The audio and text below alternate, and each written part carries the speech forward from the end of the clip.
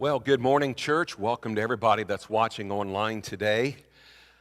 What a great week we had as we started last Sunday evening with our 3C groups. I mean, it's just been a fantastic week. Many of you have just poured into these groups over the last 7 days. I just want to remind you, not only are they going on for 6 weeks, it's not too late to sign up today, but if you're coming to the Sunday night group, there is youth programming going on. So even if you go to a group later in the week, you can bring your kids to the Sunday night group, go out and get you a dinner, come back and pick them up around 7:30 because the programming is going on in connection with the 3C group tonight. So just a little idea there for the parents in our congregation today. We continue on today with our series, Room for Doubt. Room for Doubt. And I think this is going to be a great journey for us over these next, well, we got 5 weeks left. And today is a big one. Today's a big one, okay? We're going to talk about God today. There's just something about a good opening line that sets the tone for everything that is to follow. I often think of the Charles Dickens work, The Tale of Two Cities, where he says at the beginning, it was the best of times, it was the worst of times. Or maybe you get your child or your grandchild nestled up into your lap and you open that big children's book, the little book that they've read 100 times, and it begins, once upon a time. There's just something about a great opening line that sets the tone for everything that is to follow. That's especially true when it comes to the Bible, isn't it? In fact, Scripture's opening is at the same time the most controversial line and the most important opening line ever written. Let's put it on the screen and let's say it together. 1, 2, 3. In the beginning, God created the heavens and the earth. Man, what a great opening line, right? But is it true? And of course, we're here today to say, yes, it is. So, let's have a prayer. We'll go home and, maybe we ought to just take a little time with that, because you know what? One of the groups that's growing the most in our nation today is a group that's called the Nones, N-O-N-E-S. People that have no religious affiliation at all, don't believe in a God anymore. It's somewhere now between 20 to 25% of U.S. adults. We live in an age of growing skepticism about the existence of just God himself. There's a whole group of people called the New Atheists that have written books, and maybe you've seen some of these on the bestseller list over the course of time, the last maybe 20 years. Sam Harris wrote a book, The End of Faith. The late Christopher Hitchens wrote a book provocatively titled, God is Not Great, How Religion Poisons Everything. Richard Dawkins wrote the book, The God Delusion. In it, he says, the factual premise of religion, the God hypothesis, is untenable. God almost certainly does not exist, he wrote. And then, we go back a few years. Remember Carl Sagan? He used to have all those things on PBS, and he wrote books, and he had that program on there. He talked about the cosmos, and here's what he said. The cosmos is all that is, or ever was, or ever will be. Obviously, leaving no room for a creator or the supernatural. So how can we be confident about the premise of just Genesis chapter 1, verse 1 being true? I mean, how would you respond to somebody who walked up to you today and said, you know what, I'm really struggling with doubts about God. How do you know he's real?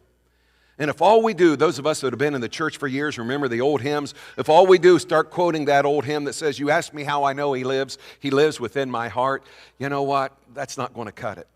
It's a simple question, but how challenging it can be as well, especially if you've been a Christian for a long time and you've never really stopped to step back and believe and think about not only what you believe, but why you believe it. And as we continue with this second installment in our Room for Doubt series, I want to address today this commonly asked question today: why do we believe in God? More and more people are asking it. Why should anybody believe in God? And in the process, I hope to alleviate some doubts that some people have. Maybe people watching today, maybe even people inside this room secretly. Here's what I do know. The Bible says in 1 Peter chapter 3, in your hearts revere Christ as Lord. Always be prepared to give an answer to everyone who asks you for the reason for the hope that you have. Notice he says, do this with gentleness, though, and respect. Now, can you do that? Can you give an answer to everyone who would ask for the reason for the hope, the faith that you have in God? Now, we could really get into some deep weeds today. We really could. I mean, I could use some big words that, might show that I'm educated far beyond my own intelligence. And, that's true. I really, and I may use a couple of those along the way. But instead, what I'd like to do is to give you a tool that you can hopefully grasp and remember to share with a doubting friend whenever the opportunity arises. I put it on the back of the bulletin. Hopefully you have one this morning. What I'm going to do is use the word cited, C-I-T-E-D. When you cite something, you call it to another person's attention as proof of what you're saying. For instance, we might say that the professor cited several studies that supported his conclusion. So you see what I'm talking about. So let's cite some solid, valid arguments to support our belief that God really exists. And to warn you, the first one is one of those big words, okay? So we'll get it out of the way. And we're going to call it the cosmological argument. There's another name that goes with this, but we're going to use that. Now, I don't want that to scare you, because when we talk about cosmology is the study of the origin, structure, and development of the physical universe. That's the reason it's oftenly referred to as the cosmological argument. And if you're in a 3C group, hopefully you're going to be able to watch this 3 to 4 minute video this week that we're going to have prepared for you that goes into some detail into this here. Let me just sum it up with 3 main premises, okay? The first one is this: whatever begins to exist has a cause, right? If all of a sudden you saw a possum running across the floor, we'd all have some reaction to that. Some of you might get up on the chair, somebody might say, kill it. Somebody might say, oh, good, dinner. I mean, but somebody would invariably say, how did that varmint get in here? We would look for a cause. It's the principle of sufficient reason. Everything must have an antecedent clause or cause. Things just don't pop into existence. Science itself operates on that principle that every event requires a cause. Even Einstein once declared the scientist is possessed by a sense of universal causation. Aristotle used to refer to what he called the unmoved mover behind everything. The point is, if something exists, something greater had to generate it. In order for something to be, something else had to give it the power of being. And we might use a phrase like, you can't get blood from a turnip. But in that case, you do have something, you have a turnip. But if the physical universe came into existence, then there had to be a prior condition in which there was truly nothing. And something can't come from nothing. Now, an objection will often come up like this: well, if everything needs a cause, then who caused God? But that's a misunderstanding of the argument itself. It doesn't claim that everything needs a cause. It only says that everything that has a beginning has a cause. But since God's eternal and has no beginning, God does not need a cause, nor does he have a cause for his existence. So the first premise in the cosmological argument, whatever begins to exist has a cause. That leads to the second premise: the universe began to exist. Now, how do we know that? How do we know that one point in time the universe began to exist? Well, think of it this way. Have you ever driven your car down to E? Right? I used to have a Chevy Sprint years ago. It was about from here to here long, all right? It held about 1.5 passengers, okay? It had like an 8-gallon tank in it, got like 40 miles a gallon. I ran out of gas in that thing twice because I always take it to the edge. Maybe you're like that. You want to take it clear down to the edge like Kramer did in Seinfeld one time with a car he was driving. And if you keep driving without refueling, you run out of gas. You're done. And if the cosmos had been here forever, we would have run out of hydrogen gas a long time ago. The fact is, hydrogen is one of the most abundant materials in the universe. The sun still has well over 95% of its original hydrogen. That couldn't be unless at some point in time it had a beginning. Now, Alexander Vilenkin, a notable cosmologist, has said this. He said, there are no models at this time that provide a satisfactory model for a universe without a beginning. Almost the entire scientific community acknowledges this fact, by the way, that the universe came into or had a beginning. It came into existence at some time. Cosmologists refer to it as the Big Bang. Stephen Hawking, remember him? He was in the wheelchair. He passed away a few years ago. He was in the movie, The Theory of Everything. He was also an atheist. He summed it up like this: almost everyone now believes that the universe in time itself had a beginning at what he called the Big Bang. We might say, well, I don't believe, the Big Bang, and, I believe that God created the heavens and the earth. Well, what if, without knowing it, the supporters of the Big Bang theory are attempting to describe scientifically what Genesis 1 declares theologically? So we've seen that whatever begins to exist has a cause. The universe began to exist, and this leads us to the necessary logical conclusion, the third one then, therefore the universe has a cause. Even proponents of the Big Bang realize the Big Bang theory itself calls for a cause outside of the physical universe, one that isn't physical. They say it has to be one that is wise and powerful enough to make it all happen. Does that sound familiar? Wise, powerful, not physical? That's why Einstein and many other thinkers initially resisted this idea. They didn't like the theological implications that came with it. It gave too much support to the idea of a supernatural creation. But I think, you know what? We should follow the facts wherever they lead, don't you? And the facts lead us back to a God. By the way, in our book, and I don't have a copy here, you can still get a copy out in the foyer. We had to order more copies because everybody bought the ones we had last week. It's the book, Truth About God. Dr. Knopp goes into detail about all this, starting on page 64. If you want to write that in your notes, you can look this up later. Here's what he writes concerning the universe. He says, what caused it to exist? Whatever it was, or whoever it is, would have to be outside of time, eternal, outside of space, immaterial, and unimaginably powerful. Sound like anybody you know? Here's what the scriptures say in Hebrews 11, verse 3. By faith we understand that the universe was formed at God's command, so that what is seen was not made out of what is visible. We use a phrase, there's a Latin term, ex nihilo, which means out of nothing, that God just spoke and it came into being, is what Scripture says. Ironically, Stephen Hawking used that same terminology. He claimed that a whole universe can just, quote unquote, appear out of nothing, that the universe can and will create itself from nothing, he said. Now this is important. According to Hawking and those like him, the cause was an impersonal stroke of luck and chance that produced a personal, intelligent being like you. But how can the impersonal create the personal? How can something that doesn't think, chance, produce something that does? How do random combinations of atoms and molecules that somehow just popped out of nothing produce something that doesn't consist of atoms and molecules? A conscience. If it just appeared on its own out of nothing, if the purposeless, mindless, personless universe can create itself, mind you, create itself out of nothing, if that's the alternative to God, I think faith in God's pretty safe. So that's the cosmological argument, those three tenets associated with it. Let the letter I in that word cited stand for this. How about an internal standard of morality? If there's no God, what is the objective basis for good or bad, right or wrong? If God doesn't exist, objective moral values don't exist. But we have to, though, through anything that we experience in life, have to have an objective reference point. How do you know if you're up or down if there's no objective reference point of the ground, right? You don't. You have to have an objective reference point. Likewise, without an objective reference point, how do we know if anything is good or bad? Random, accidental, purposeless, evolutionary chance gives us no objective reference point. But each of us has this internal standard of morality that points to objective truth that is above us and outside of us. And our moral criticism of others show that we believe in an objective morality. C.S. Lewis comments on this in the opening section of his classic book, Mere Christianity. Listen to what he says. Whenever you find a man who says he doesn't believe in a real right or wrong, you'll find the same man going back on this moments later. He may break his promise to you, but if you try breaking one to him, he'll be complaining it's not fair. He goes on to say, it seems then that we're forced to believe in a real right and wrong.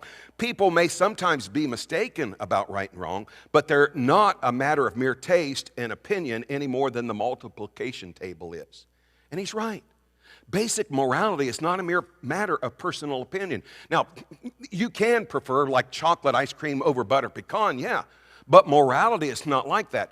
If an adult chooses to physically or sexually abuse a small child, we don't regard it as exercising personal preference. We say it's morally wrong. So where did we get that objective reference point for right and wrong? Now, atheists will come along and they'll argue something like this. Well, Freud proposed that we sort of invented God to help us cope with life. God's like that, crutch. And the question we need to ask is, why would we invent a God who makes the stringent moral requirements that he does in this book. I mean, if we just wanted a cosmic enabler, a crutch, isn't it strange to invent a God who punishes sin? Well, others argue that our moral sense is just created by the culture that we live in, and that is partially true for some things. You know, in some states, you probably don't feel guilty for driving 85 because out west in some highways, the speed limit is 80, 85. Where maybe if you drive 65 in some places, maybe you have a sense of guilt. So, you know, that varies certainly. But we do have a moral sense that goes beyond those things, mere culture. For example, consider what the Taliban is doing or has done in the past in Afghanistan. Even though they say their religion commands them to torture and rape and murder, does that mean that there's nothing morally wrong with their views simply because they believe and find it acceptable? Why did practically the rest of the world go to war against Hitler back in World War II? Together, they reasoned that what he was doing to the Jews was objectively, morally wrong. There was a reference point. Where did that sense, that extinction of a race of people was wrong, where did that come from? If abusing innocent people is wrong in our home, it's certainly wrong the home across the street or, you know, the other side of town. In other countries where they speak different languages, it doesn't matter where one commits abuse, torture, murder, it's still wrong, period. Now here's the question. Let's bring it up on the screen. Where did we get this internal sense of right and wrong? If we didn't invent it, if it transcends the realms of culture and politics, if it's something we can't get away from, then what's its source? Could it be that there's a divine moral lawgiver that actually knits something like that into our very being? Now, why do I say that?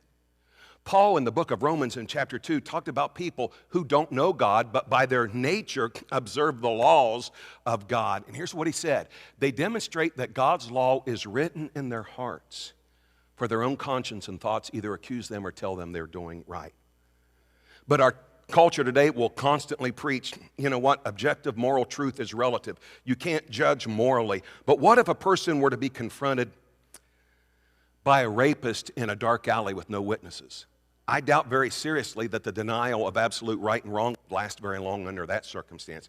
If someone slams into your car because they've run a red light and you were obeying the laws there, you don't say, I don't judge you. Really, I don't. I mean, let's just go on our merry way here. See, we like to speculate from an ivory tower, but when real life intercedes, it's a different story. So again, where did that come from, that innate sense of morality? Evolutionists tell us it just evolved over time. And yet, how can something, listen to this is important, how can something without morality, like evolution, explain why it's permissible to permit murder among animals and not among humans? Or I should say killing. The animal kingdom doesn't have this innate moral sense, right? Years ago, we had a golden retriever. His name was Jake. I had him out in the yard one day. There was a little baby rabbit, and I yelled at Jake, and I pleaded. I said, no, don't. I tried. I came within a hair of saving that little thing. But old Jake annihilated it. He really did. And you know what? It didn't keep him one bit from enjoying his dinner that night. He didn't lay up all night howling and whining out of guilt of what he had done. So again, where did this innate sense of morality come from? It's not in my dog, but it's in me. Genesis chapter 1, verse 26 says, God said, let us make mankind in our own image. That's where it came from. We're made in the likeness of God. Helen Keller could not see. She could not hear. Annie Sullivan came alongside her and began teaching her through her fingers, touching her hand, how to communicate. And one day Annie Sullivan came to her and communicated into her hand, I want to tell you about God, the creator of all. And Helen Keller, you know what she responded by saying? Good, I've been thinking about him for some time, having never heard of God before. No outside conditioning. It was just instinctive. Have you ever noticed, why is it that every culture instinctively worships something? You go across Africa, it might be a cow, it might be a tree, the earth. because it's instinctive to our very nature. God has made us with a deep void within. We will look for something to fill that void instinctively. Pleasure, drugs, sex, something. Everybody has this void deep within. Just look around and see it. But it can only be filled by Him. C.S. Lewis said, for every human instinct, there's a fulfillment. For thirst, there's water. For hunger, there's food. For love, there's intimacy. And for purpose and meaning, there is God. We instinctively long for a knowledge of God who created us. How'd that get there? Ecclesiastes chapter 3, verse 11 simply says, He has planted eternity in the human heart. Now, as we think about that word cited, let's go to letter T. Let's talk about the tuning of the cosmos with fine precision, or the fine tuning of the cosmos with precision. Think of it when you're driving down the road, you turn on your radio, and you got that digital radio now. It's not the old, you try to turn it in with the knob and everything. But you got that digital radio now, and you're wanting to listen to WNXT. You have to tune into 99.3, not 98.4, not 99.7. You have to tune in exactly with precision. And to get sustainable life on earth from the very beginning, certain conditions had to be tuned in, finely tuned in with extreme precision. And that's exactly what science is telling us now, by the way. It's discovered the building blocks of our universe, the laws and the physical constants that govern all matter, appear to be precisely balanced and fine-tuned to allow for life to exist and flourish. It's not just 99.3. It's 99.3, 4, 5, 6, 7, 8, 9, and to a number we can't count. These laws and constants are precisely dialed in from the very beginning when the universe first came into being. The fact is, there are a number of variables within the very structure of the universe that had to be set just perfect for life to exist the way it is right now. And scientists have found about 50 of these set precisely right in order for life to exist. Some have called it the Goldilocks Principle. Remember Goldilocks, she comes into the cottage and finally she finds the porridge that's just right, and the chair that's just right, and the bed that's just right.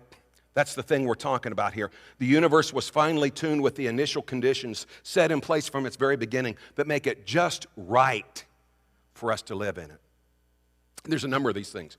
The strength of gravity, the electromagnetic force, the density mass of the universe, the expansion rate of the universe. And then you add in things like the right kind of galaxy, the right place in the galaxy that we are, the right sized planet, the right spin of our planet, just to name a few. There's like 50 of them.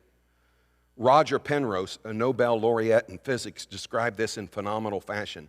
He said if we tried to represent the improbability of us trying to produce a universe compatible to the one we have, with what we now observe, he said the chances of us being able to do that would be like this number here. 1 in 10 to the 123rd power. Now, I have to confess, I have no idea what that number is. So you can check with Corey Tiemann right after the service. He might be able to help you out there. But to illustrate, if we wrote, he says this, if we wrote a 0 on every particle of the universe, every particle, we would run out of particles before we could get to the end of that number.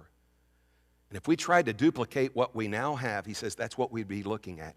Everything is just right, finely tuned just right, to the razor's edge of precision. All of that to get this ball of rock in the perfect place with the perfect conditions of life. The chances become so small, so tiny. Someone said, by comparison, it makes the lottery look like it's a sure bet. What's especially remarkable is that these finely tuned features, the universe, have influenced skeptics, not just Christian believers. The atheist cosmologist Fred Hoyle said this. He said, it looks like a super intellect has monkeyed with physics. Who's doing the monkeying? David Deutsch, physicist from the University of Oxford, put it like this. If anyone claims not to be surprised by the special features the universe has, he's hiding his head in the sand. These special features are surprising and unlikely. Even Stephen Hawking said of the universe in this regard, it seems to have been very finely adjusted to make possible the development of life. Finely adjusted? Chance finely adjusted it? Dr. Paul Davies, one of the leading physicists and cosmologists of our day, put it like this. He says, I cannot believe that our existence in this universe is a mere quirk of fate. We are truly meant to be here. And that's a guy who doesn't even believe in a personal God. So the argument stands, the amazing convergence of the many examples of the fine-tuning of this universe to get this Goldilocks principle just right so that we could live here. Listen to this scripture. Isaiah chapter 40 puts it like this. To whom will you compare me, or who is my equal, says the Holy One. Look up in the heavens. Who created all the stars? He brings them out like an army, one after another, calling each by its name because of his great power, his incomparable strength. Not a single one is missing. And he goes on to say, have you never heard? Have you never understood? The Lord is the everlasting God, the creator of all the earth. He never grows weak or weary. No one can measure the depths of his understanding. You can't fathom it. Let the letter E stand for experience, your own personal experience. Now, this can't stand alone, like I said at the beginning, but along with the other arguments, it has power because it's personal. It gets down to where people live. We can look at non-believers in the eye, people struggling with peace and purpose and meaning and joy and hope, and say, how do I know God exists? He's changed my life. When I put my faith in him, you know what? He began to transform me. He leads me in making important decisions. In fact, I talked to him just this morning. I spend time with him almost every day. He's filled my life with peace. Yeah, I have struggles, but there's a joy there, a true joy. He loves me, and I love him. People are searching, people are hurting, and what your Maker did with your mess can become a powerful message. Don't you think people are looking for purpose today? Why? Why? Back in the 1800s, there was a very successful evangelist by the name of H.R. Hughes. And he had a fierce opponent that he would debate from time to time. His name was Charles Bladlock. Hughes once told Bladlock, let's do this. Let's rent a big hall and debate the existence of God. I'll come with 100 people whose lives have been radically changed by their relationship with God. You come with 100 people who will testify that their lives are better now that they've thrown God out.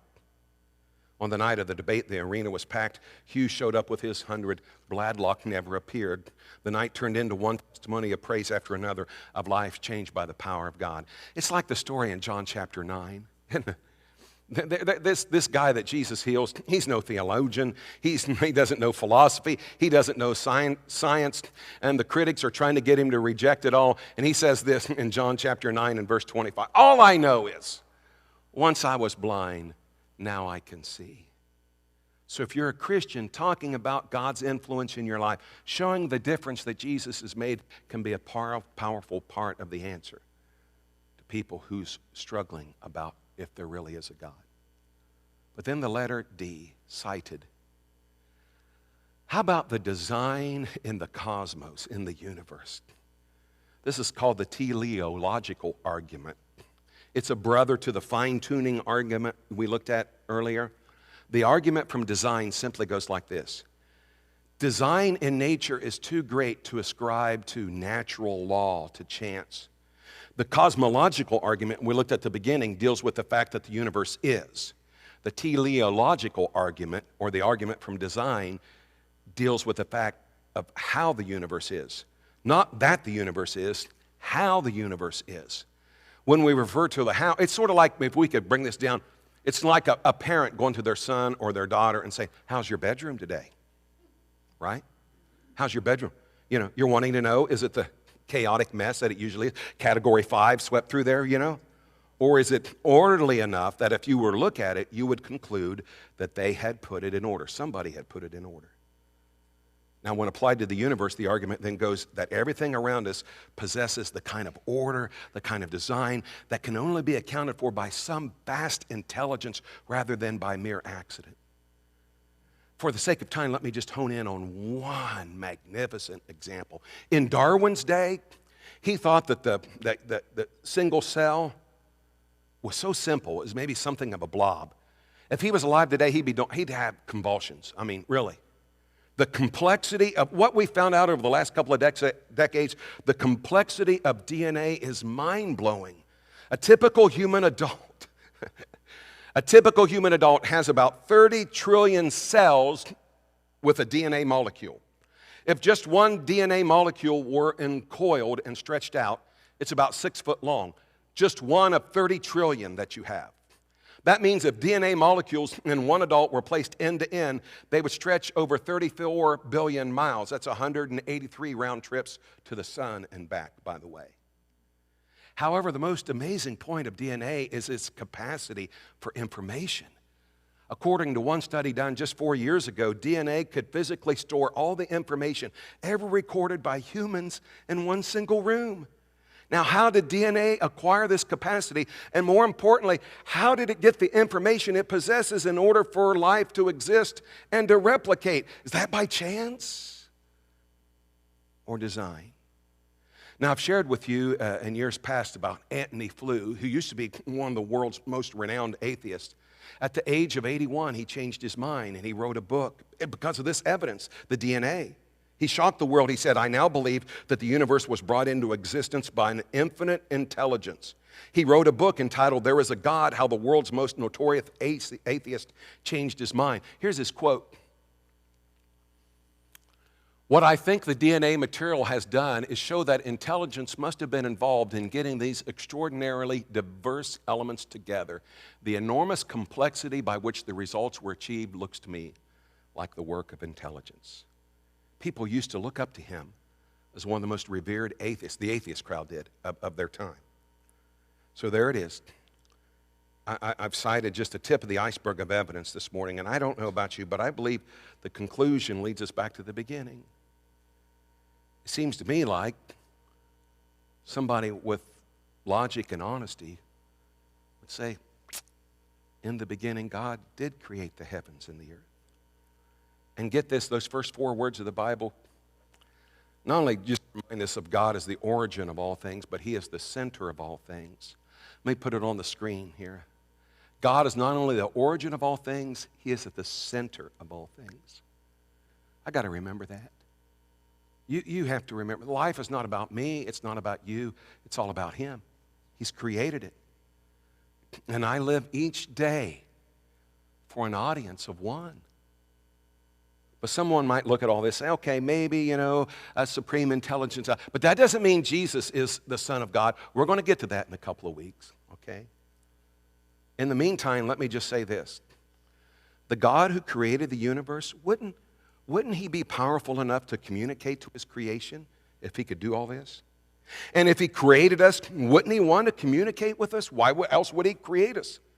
Wouldn't he want to communicate with us as a father wants to communicate to a newborn son? And wouldn't the best way for this God to communicate to his creation be for this God to become a human being himself? And if this God became a man, what would he do that Jesus didn't do? Colossians chapter 1 tells us Jesus Christ is the visible image of the invisible God. He existed before anything was created, and he's supreme over all creation. It goes on to say, for through him God created everything in the heavenly realms and on earth. He made the things we can see and the things we can't see. And get this, everything was created through him and for him. He existed before everything else, and he holds everything together. There's 2 key questions of life the evolutionists really can't answer. Where did I come from? And why am I here? But where did I come from? That verse just said, I was created by him. And why am I here? I am created for him. Where did I come from? I'm not an accident. I'm the design, and I have the purpose of Jesus Christ in me, God in the flesh. He loves me, and he gave his life for me. I'm created through him, Colossians 1 said. And I am here because I was created for him. I'm here to let my life be used by him to bring glory to him. And you know what? One day he takes me into eternity. That just doesn't want me to say there is a God. That wants to make me say, what a God He is. Let's pray.